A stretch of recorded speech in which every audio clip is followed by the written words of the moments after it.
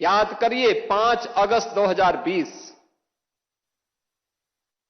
जब पहली बार स्वतंत्र भारत में देश का कोई प्रधानमंत्री स्वयं अयोध्या धाम में पधारे और उन्होंने अपने कर कमलों से 500 वर्षों के कलंक को पूरी तरह समाप्त करते हुए श्री राम जन्मभूमि के लिए मूर्ति भूमि पूजन के कार्यक्रम को संपन्न किया था।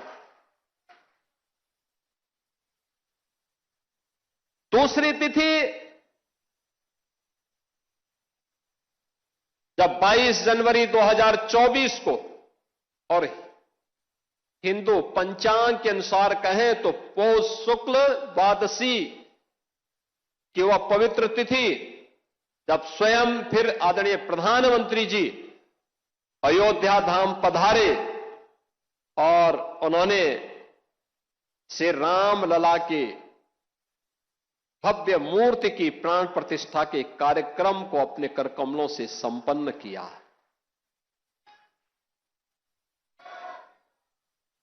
तीसरा,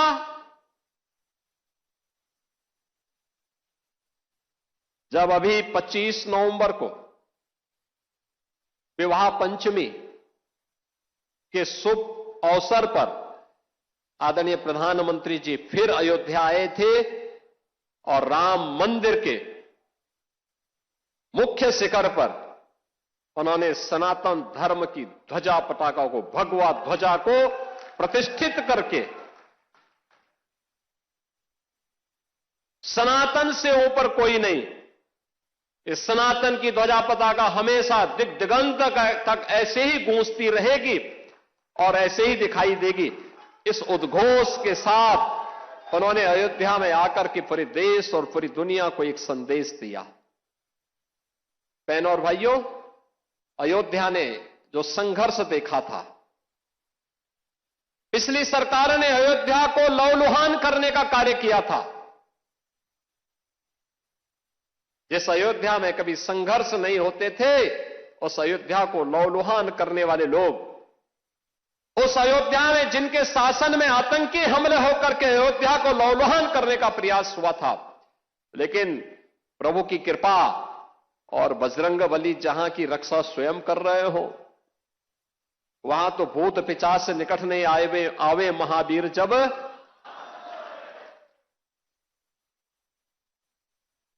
हनुमानगढ़ी में भगवान यानी हनुमान जी महाराज स्वयं विराजमान है। कैसे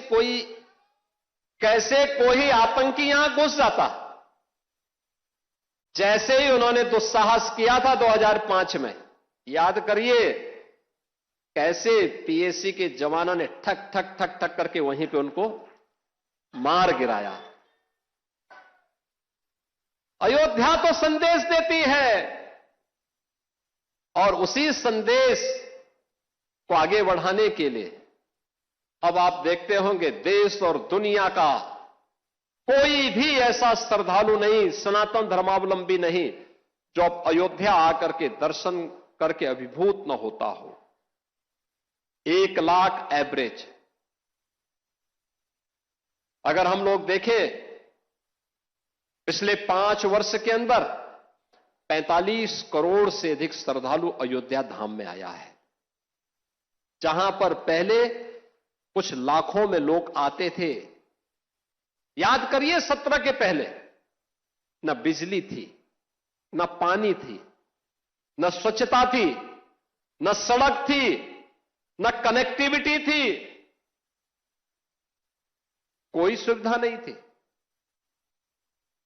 सुरक्षा की भी व्यवस्था नहीं थी, और कोई जय श्री राम बोलता था तो उस पर लाठी जरूर पड़ जाते थे, गिरफ्तारियां हो जाती थी।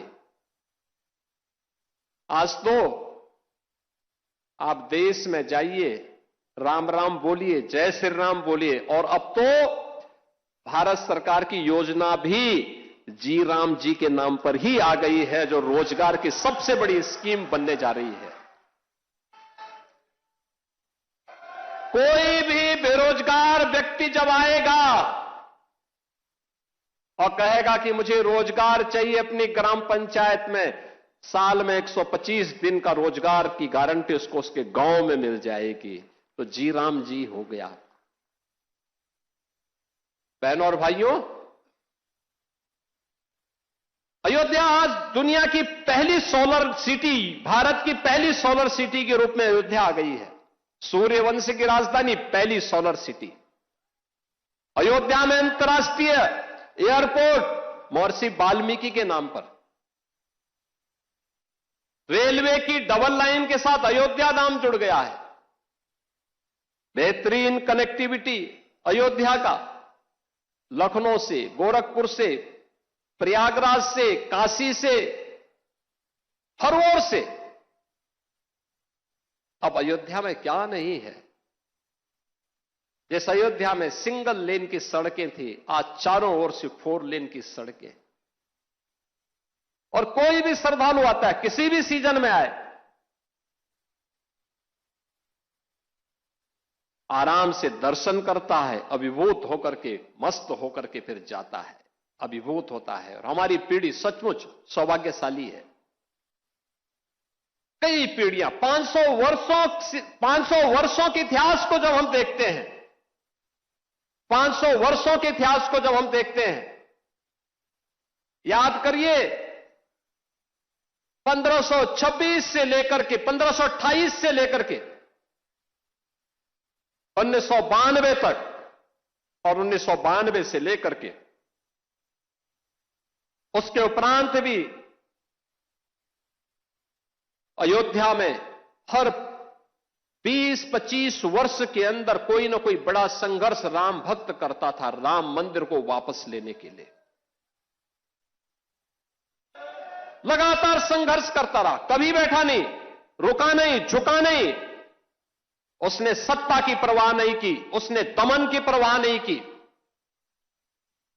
उसने गोलियों और लाठियों की परवाह नहीं की। वो लड़ता रहा और उस संघर्ष का परिणाम हमारे सामने था।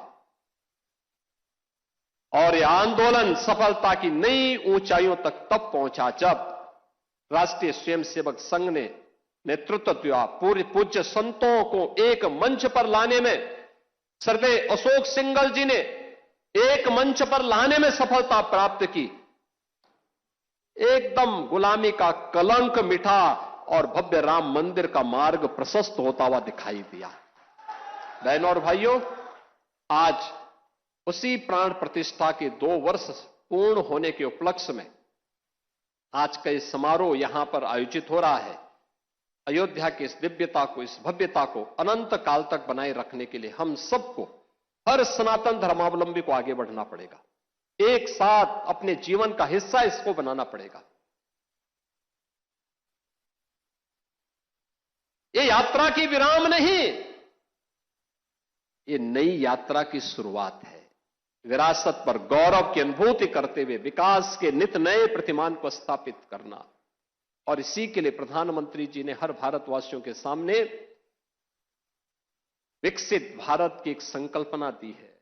यह देश जब आजादी के 100 वर्ष पूरा करेगा, हर भारतवासी के सामने एक संकल्प होना चाहिए। और वो संकल्प होना चाहिए कि हमें अपनी विरासत का संरक्षण करते हुए अपने स्तर पर, जिस क्षेत्र में हम हैं, जिस फील्ड में हम काम कर रहे हैं, वहां उत्कृष्टतम कार्य करके दिखाना है। अपने देश के लिए, सनातन धर्म की ध्वजा पताका को ऊपर उठाने के लिए हम सबको मिलकर के सामूहिक प्रयास को आगे बढ़ाना पड़ेगा।